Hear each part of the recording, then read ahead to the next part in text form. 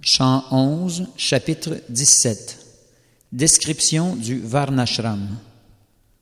Sri Uddhava dit: Cher Seigneur aux yeux de lotus, tu as déjà décrit les principes de la dévotion que doivent adopter les adeptes du Varnashram et même le commun des mortels. Explique-moi maintenant comment tous peuvent accéder à ton service d'amour en exécutant leur devoir d'état. Ô toi, aux bras puissants, ayant assumé la forme de Hamsa, tu énonças jadis à Brahma les principes spirituels qui apportent le bonheur ultime à qui les adopte. Cher Madhava, tant d'années se sont écoulées depuis que cet enseignement cessera bientôt d'être, ô vainqueur de l'ennemi. Cher Achyuta, il n'est d'autre orateur, créateur ou protecteur des principes supérieurs de la spiritualité que ta grâce, fût-ce sur la terre ou même dans l'assemblée de Brahma où résident les Védas personnifiés. Ainsi, ô Madhusudan, quand tu quitteras la planète, qui énoncera à nouveau ce savoir perdu? Puisque tu connais tous les principes spirituels, ô Seigneur, décris-moi les êtres humains qui peuvent suivre la voie du service d'amour à ta personne et comment accomplir ce service. Sri Sukadev Goswami dit: Sri Uddhava, le meilleur des dévots, s'enquit ainsi du Seigneur. Comblé de joie par sa question, Sri Krishna énonça pour le bien de toutes les âmes conditionnées les principes éternels de la spiritualité. Le Seigneur bienheureux dit: Cher Uddhava, ta question est conforme aux principes religieux et conduit à la plus haute perfection de l'existence, le pur service de dévotion, pour l'homme moyen et l'adepte du Varnashram. Maintenant, apprends de ma bouche ces principes suprêmes.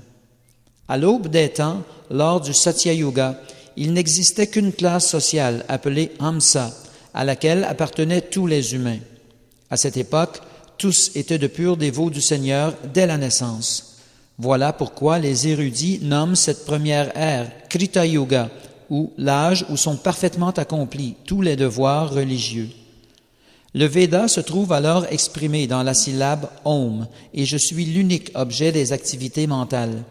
Je me manifeste sous la forme d'un bœuf dont les 4 pattes représentent les 4 principes de la spiritualité. Les peuples du Satya Yuga, établis dans l'austérité et libres de toute faute, m'adorent sous ma forme de Hamsa. Ô très fortuné, à l'aube du Treta Yuga, le savoir védique émana de mon cœur, où réside le souffle vital, en 3 parties, le Rig, le Sama et le Yajur. De ce savoir, j'apparus sous la forme du triple sacrifice.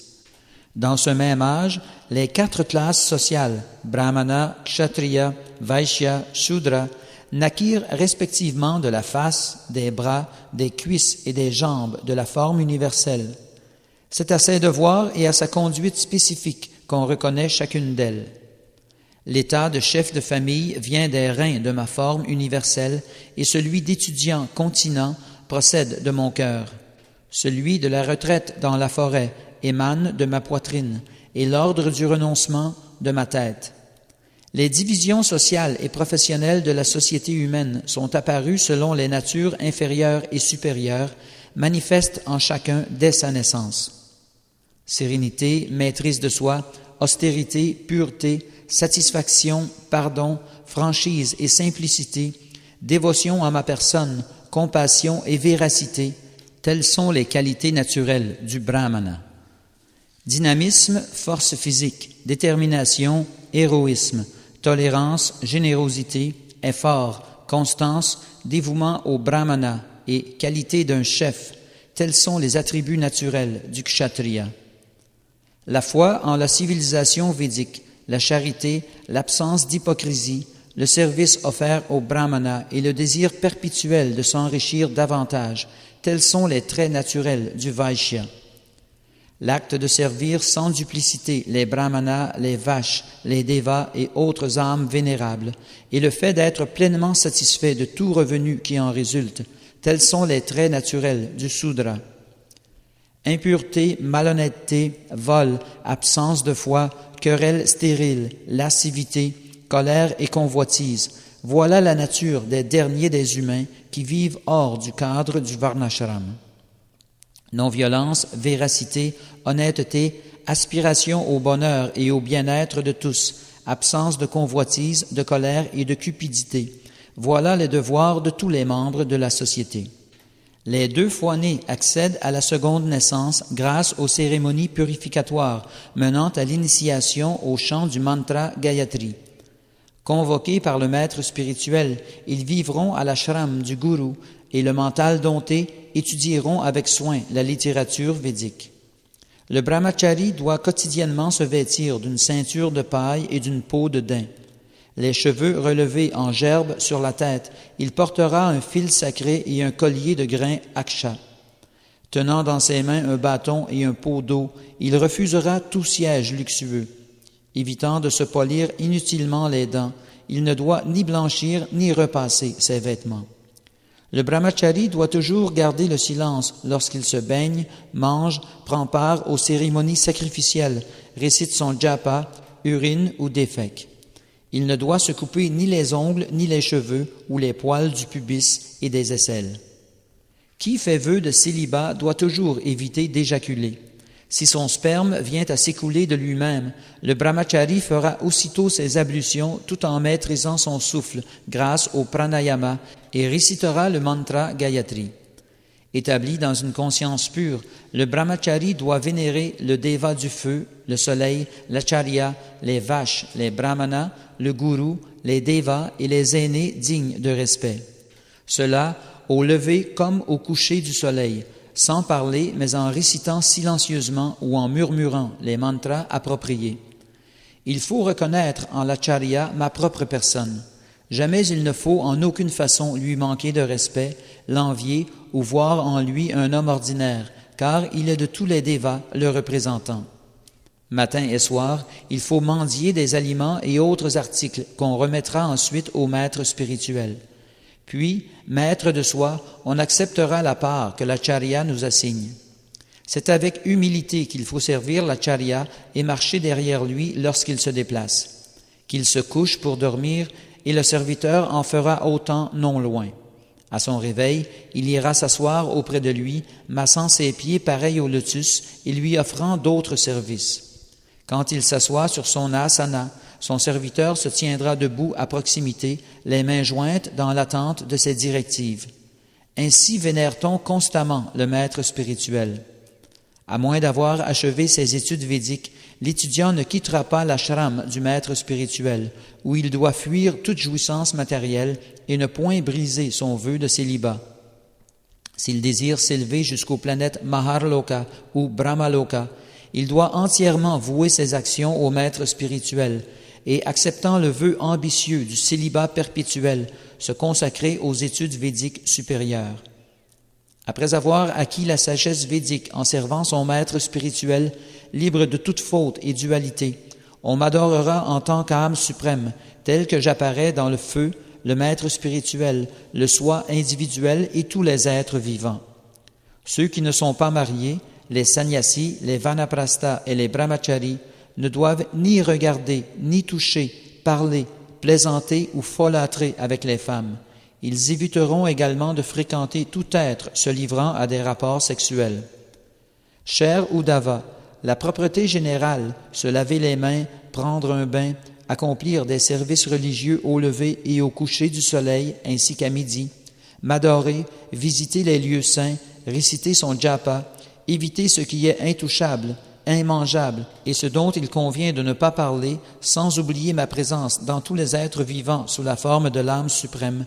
Voilà des principes que tous les membres de la société doivent appliquer en modérant les élans du mental, de la langue et du corps.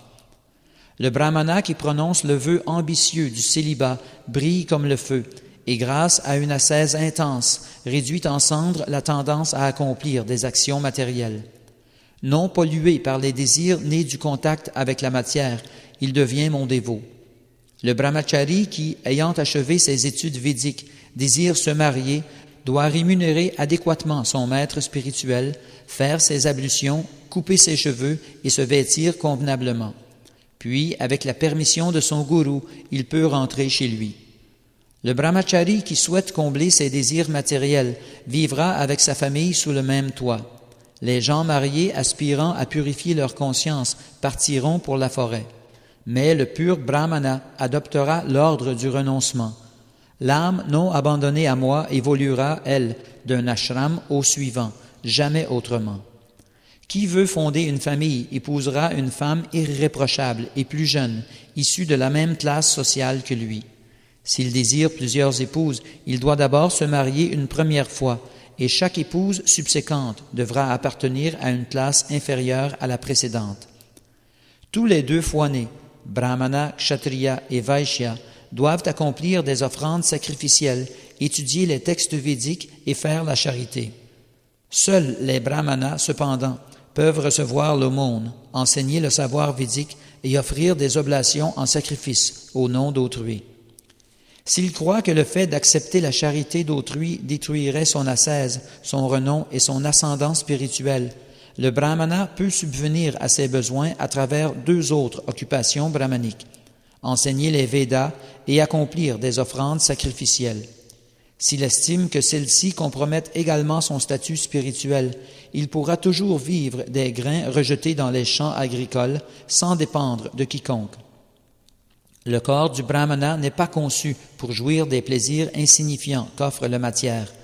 Au contraire, en se pliant à de rudes austérités dans cette vie, le brahmana goûtera un bonheur sans fin dans l'après-mort. Le brahmana marié doit rester mentalement satisfait en glanant les grains rejetés dans les champs agricoles et les marchés.